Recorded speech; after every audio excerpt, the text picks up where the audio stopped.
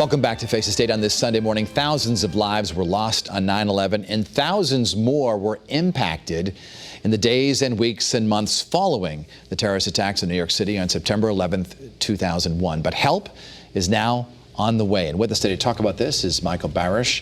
He is a community activist and an advocate for this cause with your firm. And also Leigh Calmar. She is dealing with breast cancer right now related to 9/11. And we'll talk about that in just a moment. But Mr. Barish, I want to begin with you because tell us a little bit about, just for those who don't know, because a lot of our viewers were young when this happened and they're trying to figure out exactly, walk us through what happened and how people became sick. All right, well, thanks first of all for having me. I really appreciate you shining a light on this because so many Connecticut commuters to Lower Manhattan are eligible for free health care and now significant compensation if they've been diagnosed with any of 68 cancers and they just don't know it. After the attacks on 9/11, the buildings were on fire for 99 days. 99 days? Yes. And well, there was jet fuel, there was diesel fuel, there was concrete, there was asbestos everywhere. And the EPA did the downtown community an incredible disservice by assuring us all that the air was safe. They wanted to reopen Wall Street. They wanted people to come back to work, like Leigh. They wanted people to go back to school.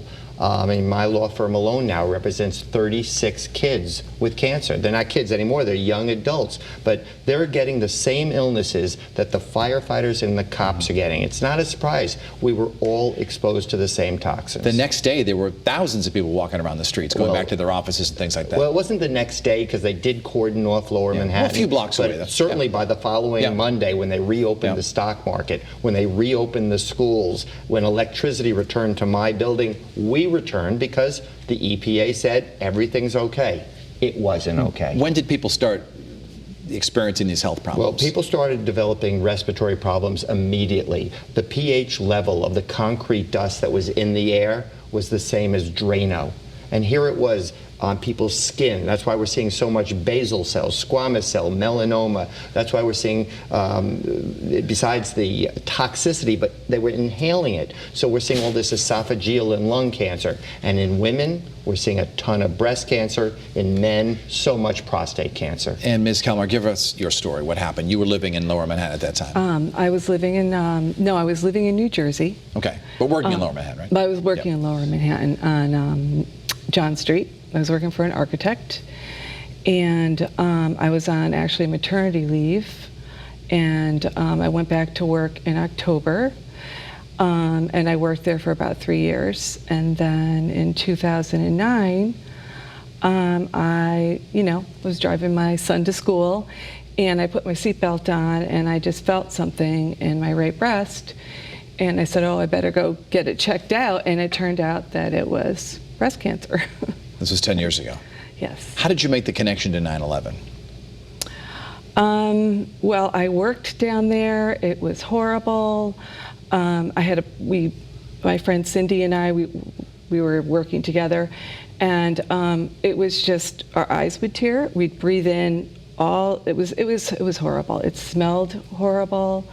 It was dust everywhere. It just wasn't a great experience. Are there any cases where people didn't realize it was 9/11, they became sick, and how did they figure it out? Oh, well, so many. They figured it out because we have statistical data now that NIOSH uses. We know how many people in the general public used to get breast cancer pre-9/11.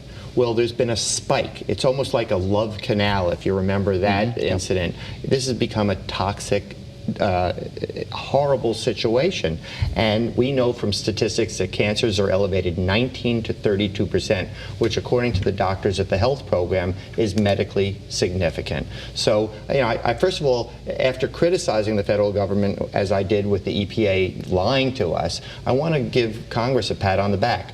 They did the right thing. In 2010, they passed the Zadroga Health and Compensation Act, which created the free health program, and the Victim Compensation Fund, which gives up to $250,000 for people with cancer. but we've seen such an explosion of cancers and deaths that the fund had to cut its awards in February. Well, yesterday I was in Washington when the Senate overwhelmingly passed this bill, and by the time your viewers are watching this, the president will have signed the bill permanently extending the Victim Compensation Fund. How many people have died of 9/11 related illnesses? Well, according to NIOSH and the World Trade Center Health Program, over 10,000 responders and survivors like Leigh have 9/11 related cancers, and over 2,000 have died so far. So I'm very grateful to hear that someone like you is in remission. You're one of the lucky ones. You just stay that which way. is great. Yes. But so many people are not that lucky. And you're not alone here in Connecticut. There are others. Yes.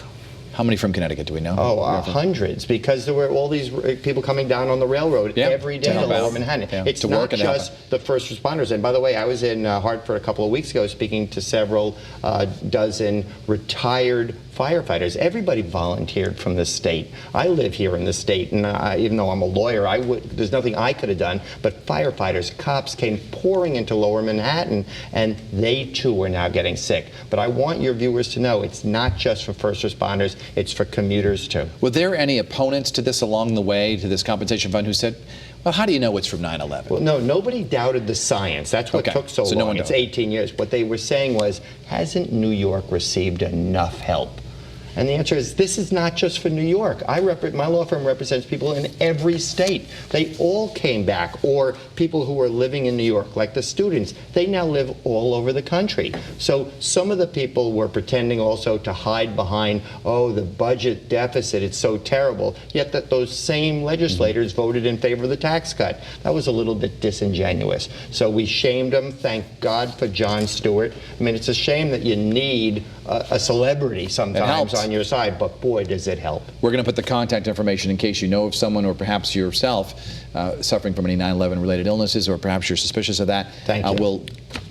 On WSB.com, you'll be able to find out exactly how to get in touch. Well, your viewers can go to 911victimfund.com, and they can learn so much about the health program and the compensation fund. Leigh Calmar, Michael Barash, we thank you so much for being here on the program Thank you. today. And thanks for watching Face the State on this Sunday. Enjoy the rest of your day. Our next news is tonight at 6:30.